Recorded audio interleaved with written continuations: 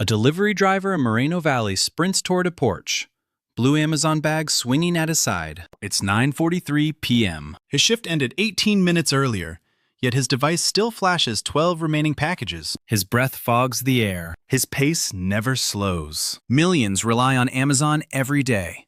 Prime orders, Prime video streams, Alexa reminders. These comforts feel smooth, modern, almost effortless. But comfort hides cost. Behind every tap sits an engine, fueled by speed, data, and pressure. A warehouse worker in Robbinsville loads 260 packages per hour under second-by-second tracking. A soap maker in Columbus watches Amazon Basics release a $6.49 twin of her $14 bar. A Seattle engineer oversees a ranking model that decides which sellers rise and which disappear. Amazon doesn't simply move boxes. It rearranges markets, time, and behavior. It grows through measurement, automation, and ambition. And the system keeps accelerating. The story begins in Bellevue. Chapter 1.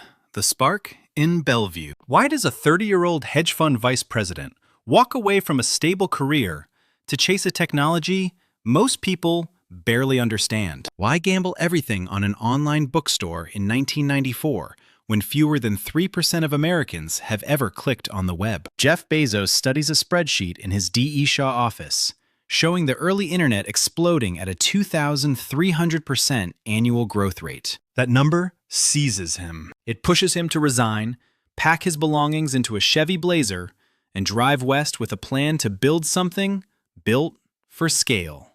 In a rented Bellevue house, he tapes a brass bell to his desk, so it rings with every sale. At first, the chime thrills him. Within weeks, it rings so constantly the team disconnects it. He obsesses over logistics. He sketches the foundation of the everything store. Books come first because they offer millions of SKUs, a perfect stress test for an unproven e-commerce engine. Inside Amazon's first 93,000 square foot warehouse, temps earning $7.25 per hour walk quarter-mile stretches to fetch single titles. Every step becomes data. Every delay becomes opportunity. If Amazon scales, it transforms commerce. If it stalls, it evaporates. Bezos refuses to stall. His warehouse becomes a laboratory built for measurement, automation, and relentless acceleration, setting the stage for a new doctrine about to dominate the company's future. Chapter 2. The speed doctrine. Have you ever wondered how fast a human body can move before the system driving it begins to break? How far a company can push people when every second becomes a metric, a target, a demand? In 1999, a whistle pierces the Fernley, Nevada warehouse as workers sprint to hit holiday quotas. Maria Gutierrez, a veteran picker known for precision and pride, pushes through aisles at a pace the scanners demand.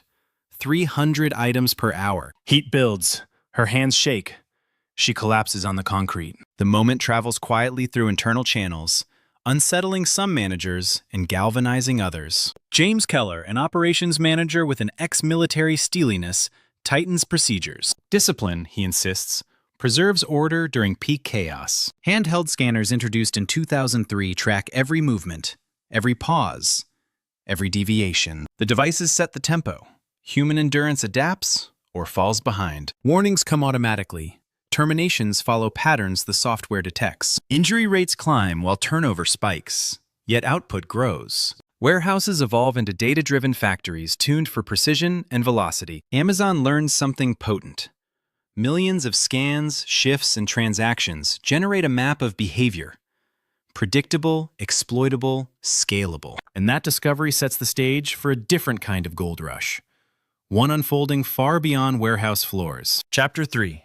The Seller Gold Rush. In 2006, Amazon makes a move that stuns even its own executives. More than half the products it will one day sell won't belong to Amazon at all. That shift begins inside a quiet conference room in South Lake Union, where engineer Ning Zhao presents a radical plan. Ning is analytical, soft-spoken, and stubborn about one belief. More sellers mean more selection, and more selection ignites growth. His proposal to open the marketplace at massive scale divides leadership. Some worry about counterfeits. Others see an opportunity to multiply inventory without spending $1 on new warehouses. The marketplace launches, and a new nervous system emerges, the buy box algorithm. It compares price, shipping speed, reliability, and behavioral patterns to choose a single winner. A toy seller in 2009 watches orders surge from 12 per day to 600 after winning the buy box, and vanish overnight when he loses it. Amazon collects fees on every transaction, while studying seller performance with microscopic precision. Data begins to accumulate in ways no competitor can match. And deep inside Amazon's private label division, that data triggers a different impulse. One that will push small businesses into a fight they never expected to face. Chapter 4: The Copy Machine. Momentum from the marketplace carries into Amazon's next move. But the contrast becomes sharp the moment seller data shifts from fuel to weapon. Success on Amazon no longer guarantees survival. For some, it paints a target. In 2016, an internal email circulates through Amazon's private label division, highlighting a rising star: Peak Design. Founder Peter Deering, an exacting designer who sketches gear on flights between San Francisco and Kathmandu, watches his camera bags climb Amazon's rankings. He refines stitching patterns. He stress tests buckles at 12,000 cycles. The product earns loyalty. Carla Mitchell, a strategist inside Amazon's private label team, studies the same data. Her dashboards flag high margins, predictable demand, and rabid customer engagement. Algorithms surface Peak Design as a replication candidate. Within months, Amazon Basics releases a lookalike bag for $29.95. Dering's version sells for $89.95. By 2018, Amazon Basics generates $7.5 billion.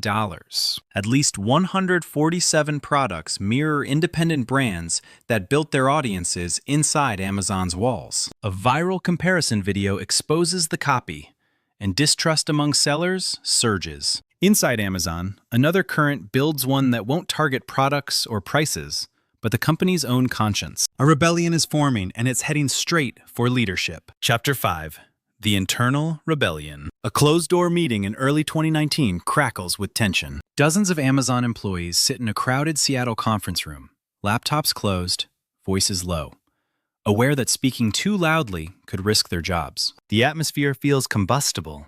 Something is about to erupt. Emily Cunningham, a user experience designer known for her calm precision, reads a draft statement demanding Amazon reduce emissions across its supply chain and improve conditions for warehouse workers. Beside her sits Maren Costa, a senior designer with a quiet persistence that unnerves executives far more than shouting ever could. They plan to go public, and they know the consequences. The company's operations emit millions of tons of CO2 each year, much of it driven by same-day and next-day delivery. Internal reports show roughly 0.6 pounds of carbon released per package. Emily and Maren argue that Amazon's speed promise reshapes the planet's atmosphere as much as its markets. Leadership warns them. They speak again. Amazon fires both on April 10, 2020. Their dismissal shocks white-collar teams and fractures an assumption that innovation inside Amazon moves in one direction. Pressure now rises from within and without, setting the stage for a fight that shifts from conference rooms to the streets and into the last mile itself. Chapter 6: The Last Mile War. 10 million packages move through Amazon's network every day in 2022. That volume surpasses FedEx and rivals UPS, turning the final mile of delivery into a battleground measured in minutes, miles, and mistakes. Rewind to 2018. UPS executives sit in a war room outside Atlanta, studying photos of white vans marked with the blue Prime arrow. Amazon has built its own fleet. The message lands instantly. The company no longer depends on legacy carriers. Ravi Kapoor, architect of Amazon's Delivery Service Partner Program, pushes the plan with relentless confidence. Thousands of small contractors, uniform vans, standardized routes. Amazon provides technology and volume. Contractors absorb liability. Harold Munson, a UPS veteran who's logged 34 years in logistics, recognizes the threat. If Amazon controls the last mile, it controls the customer relationship. And once it controls that, everything else follows. DSP drivers begin delivering at extraordinary scale. 10 million packages per day. Routes stretch to impossible lengths. Accidents rise. Dozens of fatalities appear in investigative records, tied to rushed schedules and route pressure. Yet the network expands, faster, denser, more autonomous. Amazon's logistics empire now touches nearly every doorstep in America, creating a foundation for something even more far-reaching. And the next shift won't be about vans or drivers at all. It starts with a whisper, inside your living room. Chapter 7. The Invisible Architecture of Life. Dr. Lina Farouk studies a single request. A woman in Minneapolis asking Alexa to reorder dog food. Lina, an MIT researcher known for her sharp, unblinking focus, traces how that one sentence triggers algorithms, warehouse movements, and delivery routes stretching across 15 states. She calls it a behavioral ripple, a signal that activates an entire commercial ecosystem. Alexa captures intent. Amazon's predictive systems amplify it. Millions of similar requests feed models that learn buying patterns with astonishing accuracy. Advertising teams exploit those patterns to steer clicks. In 2024, those ads generate $38 billion. Behind the scenes, AWS hums like a planetary engine, pulling in more than $90 billion while powering Netflix streams, hospital records, and classified intelligence work for the CIA. Amazon's influence becomes structural. It shapes what people see, what they choose, what they think they want. Lina warns that predictive analytics doesn't simply forecast demand. It can bend it. The line between preference and suggestion blurs as hundreds of millions of Prime members interact with devices that never stop listening, sorting, anticipating. And inside Amazon's labs, a new frontier forms. One where buying happens before intention finishes forming, where speed shifts from reaction to prediction. The next chapter begins with a box packed before anyone taps buy. Chapter 8. A world that ships itself. Jump ahead to a quiet prototype lab in 2025. Engineers gather around a conveyor where a box glides forward, already sealed, already labeled, already routed, yet no customer has ordered anything inside it. The system predicted the purchase hours earlier. That prediction sets everything in motion. Victor Chang, a robotics lead with a relentless fixation on eliminating friction, oversees the trial. He spent years pushing Amazon toward full autonomy. Kiva Robots acquired for $775 million in 2012. Automated sortation lines tuned to millisecond precision. Delivery drones tested in secret fields outside Pendleton. Now he stands before Stage 5 predictive shipments. Goods pre-positioned not by guesswork, but by behavioral models fed with billions of data points. New warehouses require 1,200 workers instead of 4,000. Robots glide at 5 miles per hour, carrying 3,000-pound pods. Human roles shrink. Efficiency surges. Entire labor sectors tremble. But the march continues. Automation thickens Amazon's infrastructure, tightening its grip on global commerce and raising a new question. If the system becomes fast enough to anticipate desire, what does that leave for the humans inside it? The answer pushes us toward the final reflection, where convenience and control collide, and the world must decide who shapes whom. Chapter 9.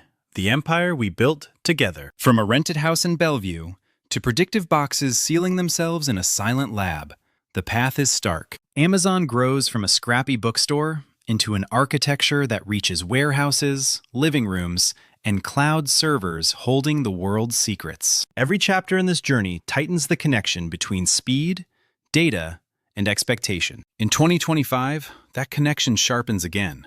Same-hour delivery rolls out across 6 cities. A mother in Phoenix orders children's medicine at 3:12 p.m. It reaches her door before she finishes dinner prep. Convenience rewrites habits. New standards erase old ones. Competitors scramble to imitate the tempo Amazon sets. The scale becomes staggering.